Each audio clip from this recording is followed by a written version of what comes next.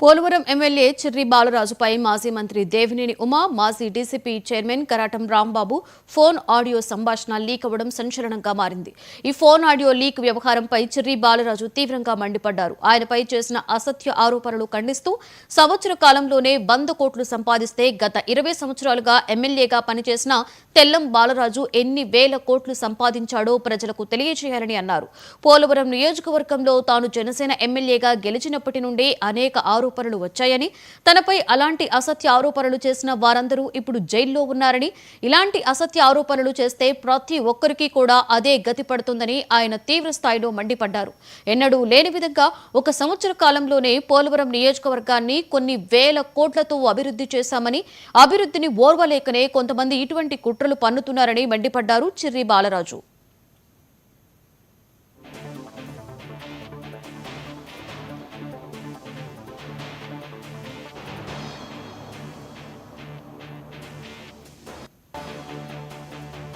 సాక్షి channel కూడా దీని మీద స్పందించి చాలా చక్కగా న్యూస్ వేయడం జరిగింది.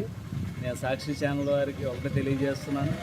అయ్యా, సాక్షి ఛానల్ వారు సంవత్సరానికి 100 కోట్ల రూపాయలు ఒక ఎమ్మెల్యే సంపాదిస్తే మరి 20 సంవత్సరాలుగా చేసినటువంటి మీ ఎమ్మెల్యే తెల్లం బాలరాజు 20 సంవత్సరాలకి ఎన్ని వేల కోట్లు సంపాదించాలని నేను సూటిగా మిమ్మల్ని ప్రశ్న చేస్తున్నాను. ఈరోజు ఏదో మాటల్లో మాట మాట్లాడుకునేటువంటి ఒక సంభాషణ తీసుకొచ్చి సోషల్ మీడియాలో పెట్టి సునకానందం పొందుతున్నటువంటి ఏదైతే సాక్షి ఛానల్ వారికి నేను తెలియజేస్తున్నాను, రేపు మేము కూడా అధికారంలో ఉన్నాం.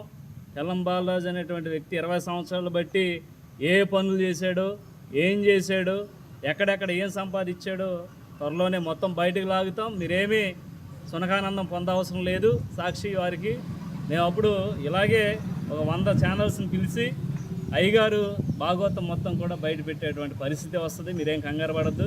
అలాగే ఈరోజు ఎన్డీఏ కూటమిని దెబ్బ కొట్టడానికి, అలాగే ఇక్కడ ఉన్నటువంటి పరిస్థితులను ఇంకా అంటే నాయకుల్లో ఒక అసహనాన్ని తీసుకురావడానికి ఈ విధంగా సునకానందం పొందుతున్నటువంటి సోషల్ మీడియా వారికి మేము తప్పకుండా బుద్ధి చెప్తాం. అలాగే అధిష్టానానికి కూడా ఇది మెసేజ్ పాస్ చేయడం జరిగింది. సంవత్సర కాలం నుంచి కూడా ఏం చేయకూడదు, ఒక ఏజెన్సీ ప్రాంతంలో ఎన్నడూ లేని విధంగా భయంకరమైనటువంటి అనేక సంఘటనలు జరుగుతున్నాయన్నట్టు అని యూట్యూబ్ ఛానల్ వారు ప్రచురిస్తే దానికి కూడా గట్టిగా సమాధానం చెప్పి వారిని కూడా జైల్లో కూర్చోబెట్టే పరిస్థితి తీసుకొచ్చాం.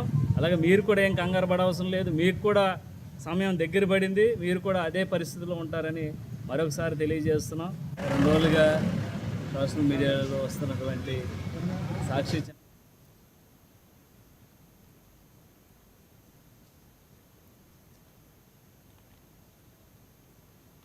యాదాద్రి భువనగిరి జిల్లా జగదేవ్పూర్లో లారీ బీభత్సాన్ని సృష్టించారు.